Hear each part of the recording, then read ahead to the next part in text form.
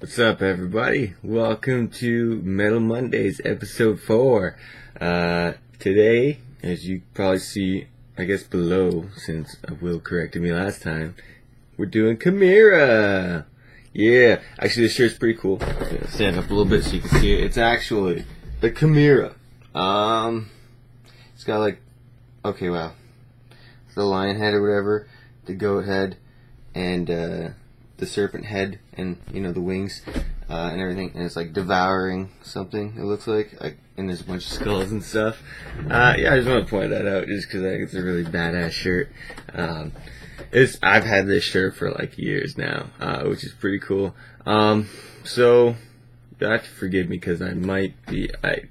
There's a lot of stuff that I want to say about this band, so I'm kind of like I've done a little bit of research, basically because. There's a lot to say, and there's a lot of names to remember and stuff. So, I've got the Wikipedia. I've got a couple pages up. So if you see me just kind of clicking around, I'm literally reading off of sites and stuff, because I want to be really prepared for this. Because this one is kind of important to me, because I feel like within the last few years, they pretty much just had like a complete roster change. So basically what I'm gonna just start off by saying, the band originally started off with Mark Hunter, the vocalist, really good vocalist. I guess had Jason Hager on lead guitars, Andrew Ermlich on bass, Jason Gennaro on drums. So there's 4 of them. And then, can't remember, but someone brought in Rob Arnold. And I love Rob Arnold. He's amazing. This is really my only, the only band I know with him in it. I'm gonna look him up, though, later and find out, what he's doing now. I'm pretty sure he was also in a band called 6 Feet Under, but I've actually never really listened to them. I'm pretty sure that's what they're called. I could be wrong, but I'm pretty sure. And so basically, it started off with the 4, and then someone brought in Rob Arnold, and then it looks like they also, around the same time, they brought in a different bassist, Rob Lesniak. But also, Rob Arnold was like, hey, we should replace, or so the Wikipedia article says, we should replace Jason with this guy that was drumming for one of my other bands, Anders Herrick. He is amazing. I love Anders. He's awesome. Pardon me. And so, for a while there, it was, I guess the 5 of them now, and actually, it wasn't long before they got keys and backing vocal kind of thing. Chris Spikuza joined the team as just keyboard stuff and background kind of nonsense. Something that for me anyway, I don't really notice, but then it's once you notice it, you kind of think, you're like, wow, you know what, I would actually that. It adds a lot, and it's if that wasn't there, it'd probably be the songs would sound completely different. It's I think a lot of bands have them. Sorry, I think my eyes look kind of red a little bit right now, because I literally just woke up. I'm not gonna get into that, but yeah, so not long after that, I'm not sure on the exact albums right now, because these are albums before I really listened to them, but basically by 2002, they had essentially the band that I know and love them as, which is, Mark Hunter, Mark Hunter on vocals, Rob Arnold on lead guitar, Matt DeVries, or DeVries, I'm sorry, I don't know how to pronounce his last name, on rhythm guitar, Jim LaMarca on bass, Anders Herrick on drums, and Chris Spikuza on like the synthesizer, keyboard, backing vocals. Yeah, it's they went through a little patch here apparently where they went. I guess Andals decided to leave for whatever reason for a few years, and so they went with looks like just after 2003, to be honest. And then they went with they had a couple different drummers before Andals actually had come back for a few years. So they recorded a few albums, and I want to say, I just want to look real quick. Yeah, so I think basically,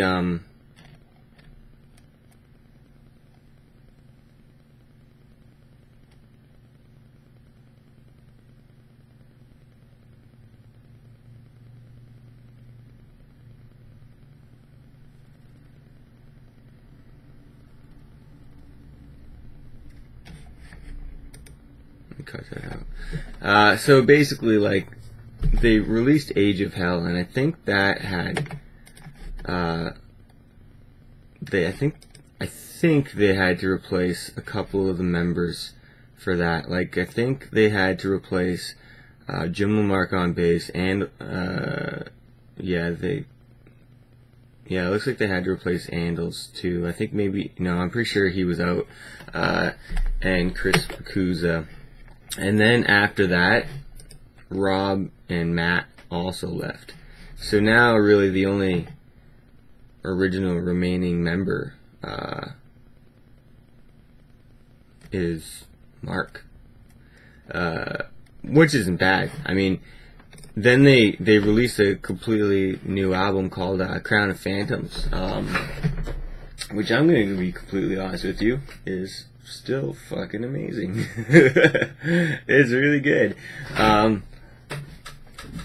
It's got a little bit of a different feel though, right? Because you have like different guitarists, but at the same time, it's like Mark Hunter's still in the band, and he does play guitar, and so I'm sure he's actually contributed a lot towards the keeping the same sound of Chimaira alive,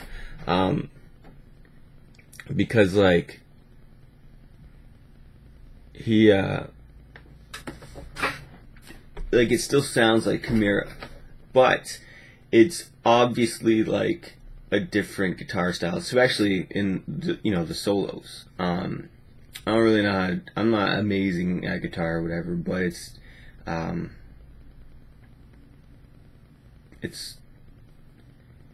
it's better in ways. It is than Rob Arnold. I don't know exactly. One second, because I'm pretty sure they got like just a bunch of different guys from different bands to come in and kind of fill the spots.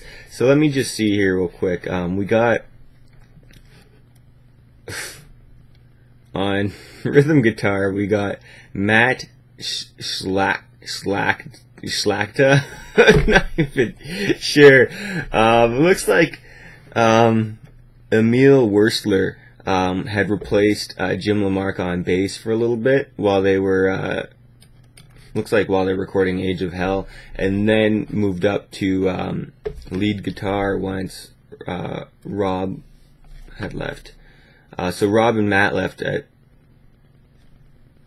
approximately the same time, according to the chart anyway. So they got this other Matt guy with a name I can't pronounce, and Emil to step up to the plates. Then they got Jeremy Creamer to do the bass now, and now Austin Dammard is on drums, and Sean Zatorsky is on the synth and the keyboard and all that. So yeah, just in case maybe you might recognize some of those names, because I am pretty sure that they're from different bands and stuff. So that's basically like what I wanted to cover with this band, because like they're really good, and even through this huge shift of of band members, they still managed to make an amazing album, Crown of Phantoms, and keep the same relative sound that they originally had, and possibly were building up to. So I'm gonna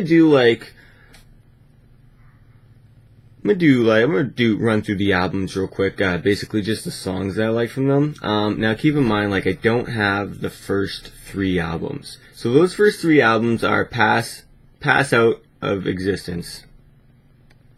That's the first one. The second one is The Impossibility of Reason, and the third one is there's a self-titled album called Chimaira, obviously. So Pass Out of Existence,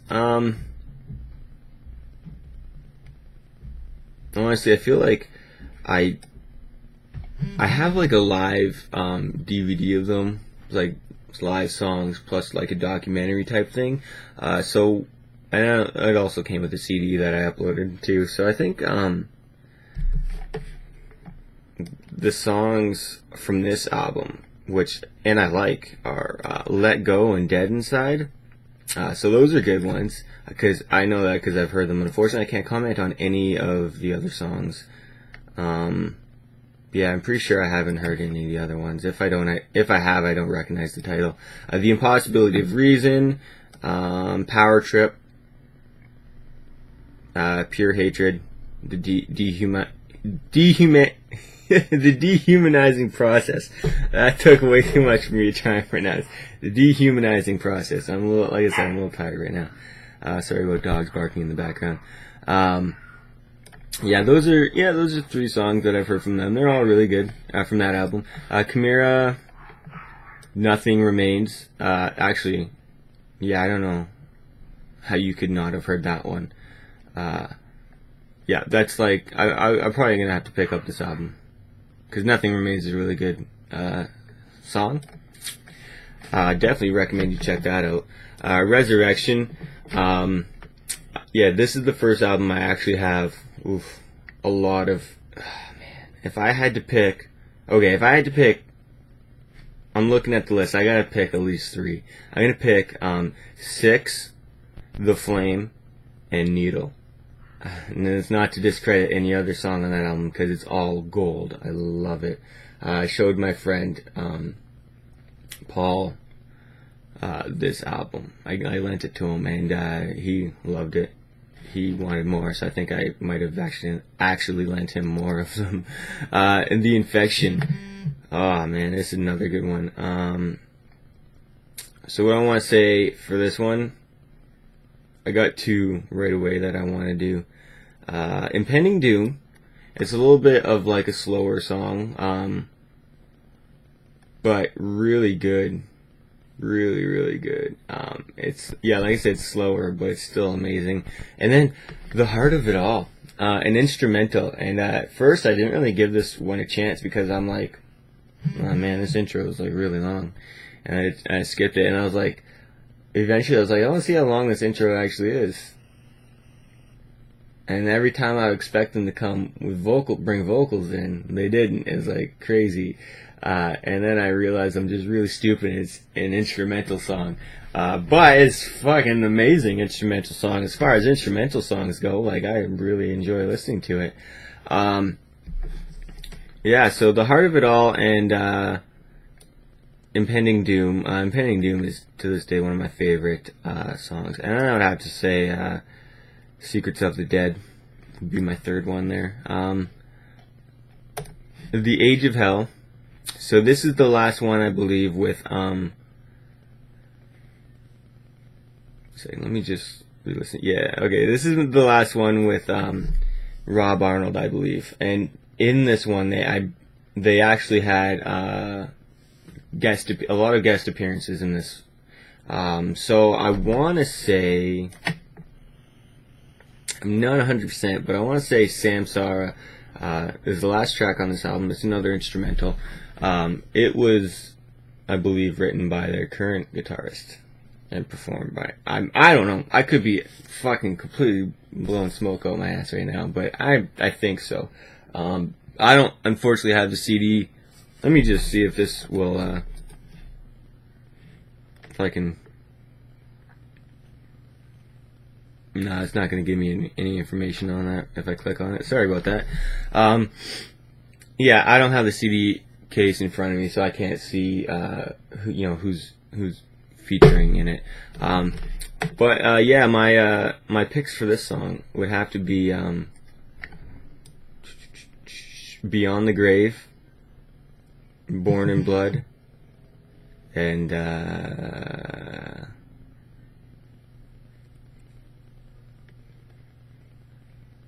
ooh, it's tough.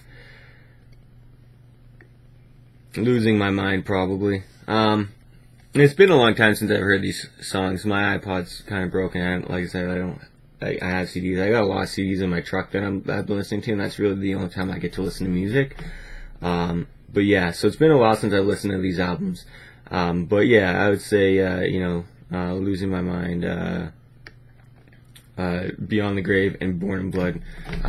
Beyond the Grave falls into the same category as Impending Doom, kind of like a slower kind of feel, but it's really awesome. Born in Blood, just amazing. They had another vocalist come in and kind of do a little part. Oh, pardon me. Sorry, I'm really tired right now. So yeah, they had another vocalist come in, and I think it was the guy from Whitechapel. So if you ever heard that band, I've still been meaning to check that band out. Like, this album was released in 2011. I still haven't checked them out, and I've been meaning to. But yeah, it's like really good. And then yeah, so I guess that leads us to Losing My Mind. Just a really solid song. I don't think there's any special appearances that I can remember off the top of my head by that one, but just a really good song. So definitely check those ones out. And then Crown of Phantoms. Make sure this is still running. Oh yeah, okay. So we're gonna have to wrap it up now because this is getting long. But we like with the Alexis on Fire one, we kind of a lot to cover. So I'm just gonna finish this one up here. I'm trying to remember what songs, because this is with their new band. You know what I mean? This is with the new guitarists and all that. So I have to pick Plastic Wonderland, Crown of Phantoms itself, Kings of the Shadow World. Yeah. I can't remember what one specifically, but some of these songs, probably most of them, the majority of them, have like really awesome guitar solos. But those are the ones that really,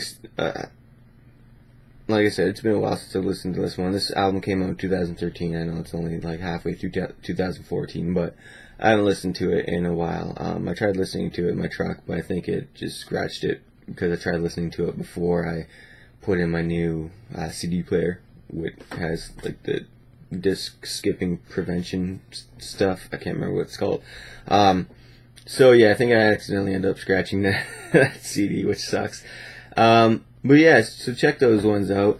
Some of these songs like have like really good solos in them, which is a good kind of personal test or whatever to see like the difference between Rob Arnold and Emil or whatever his name is. Yeah, just, I mean, like, all around, like I said, like, just in conclusion, amazing band, and even after the drastic roster change, have still managed to be amazing, and, you know, improve on the sound while keeping the same relative sound that we all know and love. So, yeah, like, that's pretty much all I have to say. I think I should wrap it up right now. So thanks for watching, guys. Latest on the Vengeance.